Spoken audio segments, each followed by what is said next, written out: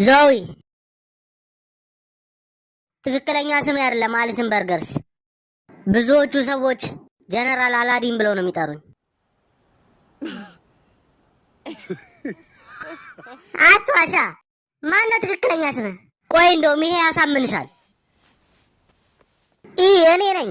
የጦር መሳሪያ ተቆጣጣሪዎች በራሳቸው ደም እንዲታጠቡ ወስኛለሁ። ይሄ አንተ ጺም ነው? በጭራሽ ይሄ እኔ ጺም አይደለም። ጓደኛዬ ሞርጋን ፍሪመንን ጭንቅላት ቆርጦ ነው ያመጣው። የሚገርም ታሪክ ነው። በኋላ እነግርሻለሁ። አንተ ጤነኛ አይደለህም፣ እብድ ነህ። በህገ ወጥ መንገድ ከኢንተርኔት አንቺስ ዘፈኖች ታወርጅ የለ እንዴ? እንደ ንጹህ ሰው ሆነሽ አታውርሽ። አንተ ነፍሰ ገዳይ ነህ። አረ በጭራሽ ዞዊ ስምኝ እንጂ። ወደ ሆቴሉ ለመግባት ስትል ነው ለካ ስትጠቀምብኝ የነበረው። አረ በጭራሽ ዞዊ፣ ለምን እንደሆነ ባላቅም ወድጄሻለሁ መሰለኝ።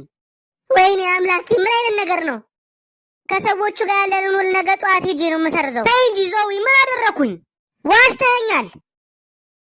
ደግሞ ወንጀል ለመስራት ነው እንጂ የፈለከኝ። ከዚህ ሂድልኝ አሁን። የምር ልቤን ነው የሰበርሽው።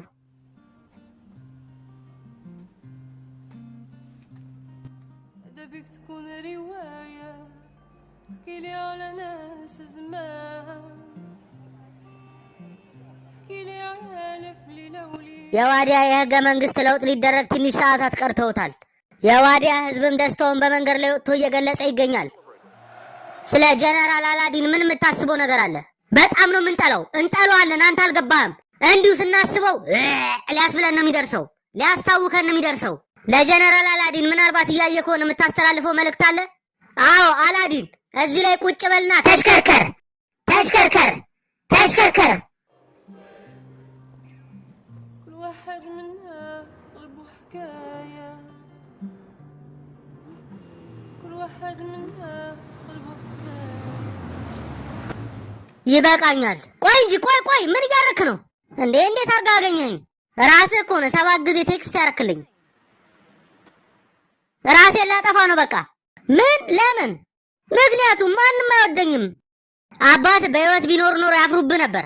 የምሬን ነው። አሁን የገባኝ እንደ አባቴ መሆን አልፈልግም። ከዚህ በኋላ እንደውም አምባገነንም መሆን አልፈልግም። ጆሮዬ ነው ምንድን ነው ያልከው? የመንፈሳዊ ጉዞ ላይ ነበርኩኝ እኮ። ጭንቅላትን የሆነ ነገር ሆናል እንደ አበድክ። ጥሩ ሰው መሆን መጨረሻውን ራስህ እያየው ነው። አሁን ከዛ ላይ ወረድ። ለራስህ እንኳን ባትላገርህ። ይሄ ህገ መንግስት አንዴ ከተፈረመ ሴቶች ራሱ ሳይቀር መኪና መንዳት ይጀምራሉ። የሰው ልጆች መብት ሳይቀር ነው የሚከበረው። ምንድነው ደግሞ እሱ? በኋላ እነግርሃለሁ። ዘና ነው የምትለው። ስማኝ፣ አንተ እኮ በህይወት ያለ የመጨረሻ አምባገነን መሪ ነህ። ሌሎቹ እንዳለ ሞተዋል። ጋዳፊ፣ ሳዳም ሁሴን፣ ኪም ጆንግ፣ ቼኒ። ልክ ብለሃል ነዳል። የዓለማችን አምባገነኑ መሪ ሆናለሁ። ምንድን ነው ያደረከው?